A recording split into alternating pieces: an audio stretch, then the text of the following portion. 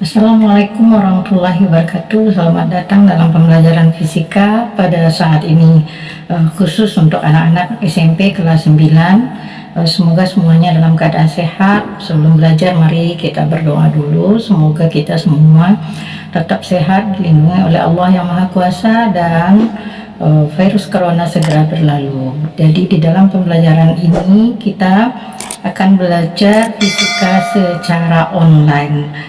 Yuk, kita simak tujuan pembelajaran berikutnya. Anak-anak coba perhatikan gambar berikut. Mungkin anak-anak sudah mengenal ini gambar apa. Kemudian waktu di kelas 8 juga sudah mengenal adanya benda, bagian terkecil dari benda yang namanya atom.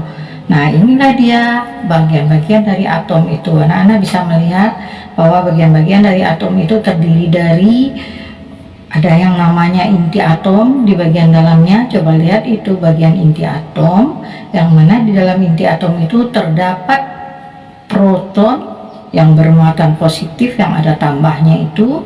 Kemudian di bagian inti itu juga terdapat ada namanya neutron. Neutron itu yang malah kosong, berarti itu adalah neutron, tidak bermuatan listrik. Kemudian di bagian kulitnya, di bagian lingkaran luar itu disebut dengan kulit, maka bagian kulit itu kita sebut elektron. Jadi kalau ada yang bertanya sebenarnya proton, neutron, dan elektron itu apa? Jadi elektron merupakan partikel atom bermuatan negatif, sedangkan proton adalah partikel atom yang bermuatan positif. Neutron adalah bagian atau partikel atom yang tidak bermuatan listrik. Jadi apa perannya di dalam listrik statis? Listrik statis kalau kita lihat bisa dibuat melalui digosok, ada bisa melalui gesekan, gitu ya. Nah, salah satu peristiwa listrik statis dalam kehidupan sehari-hari kita lihat berikut. Negatif atau positifnya sebuah atom tergantung kepada dia itu memiliki proton lebih atau tidak. Kalau lebih dia protonnya daripada elektron, maka atom dikatakan bermuatan listrik positif. Tetapi kalau dia memiliki elektronnya yang lebih banyak dari proton, maka atom tersebut bermuatan negatif.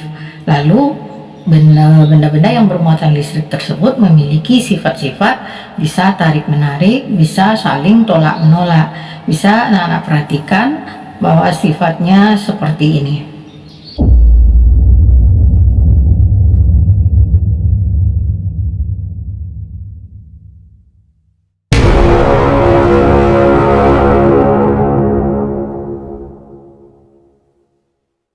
Bermuatan listrik seperti muatan positif sama positif atau muatan negatif sama negatif itu adalah muatan sejenis, kemudian didekatkan, itu akan terjadi namanya gaya tolak menolak sesama muatan tersebut karena dia sama sejenis, positif dan positif atau negatif dan negatif.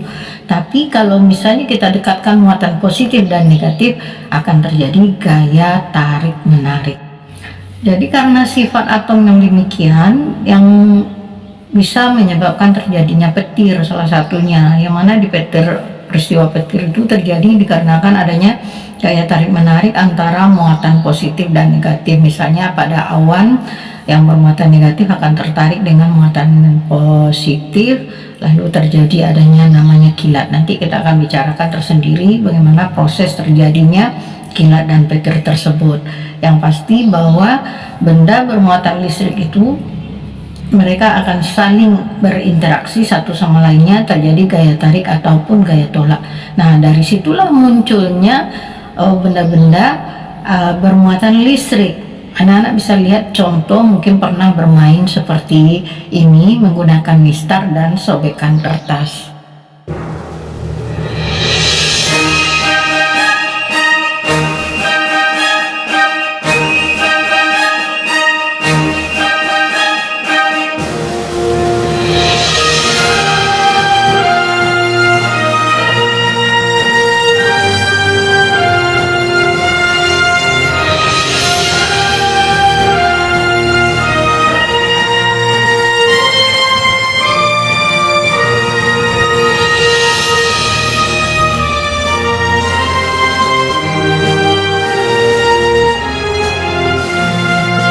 sini bahwa roll yang telah digosok tadi menjadi bermuatan listrik, kemudian dia bisa menarik sobekan-sobekan kertas. Dari hasil penelitian diselidiki bahwa ternyata roll tersebut yang telah digosok tersebut bermuatan listrik negatif. Dengan apa diselidiki?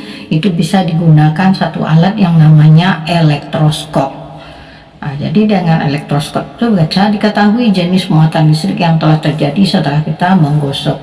Jadi roll yang digosok tadi dia bermuatan listrik negatif, maka dia bisa menarik sobekan kertas. Lain halnya kalau kita menggosok kaca yang kita gosok dengan kain sutra, maka kaca juga bisa menarik benda-benda di sekitarnya. Kaca menjadi bermuatan listrik, yaitu muatan listriknya positif. Kenapa dia bisa menjadi bermuatan listrik positif? Dikarenakan karena kaca itu kekurangan elektronnya pindah dari kaca ke wall, maka itu akan terjadi muatan positif. Tapi kalau roll tadi itu adalah peristiwa pindahnya elektron dari wall yang sudah digosok dengan kain wall yang kita gosok dengan mistar atau roll, dia elektronnya pindah ke mistar atau roll tadi. Jadi pindah, maka dia kelebihan elektron bermuatan negatif.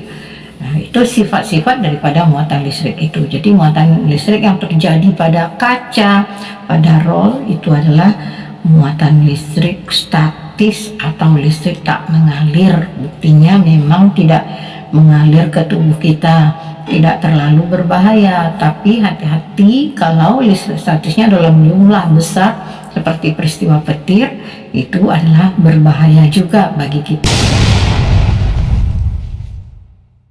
Jadi anak-anak semua, dapat kita simpulkan di sini bahwa benda-benda bermuatan listrik akan mengadakan interaksi satu sama lainnya, kemudian dia akan saling tarik menarik atau tolak menolak kalau dia berlawanan dan sebagainya. Jadi intinya di sini listrik statis itu munculnya adalah dikarenakan adanya atom-atom yang kelebihan elektron dan atom kekurangan elektron.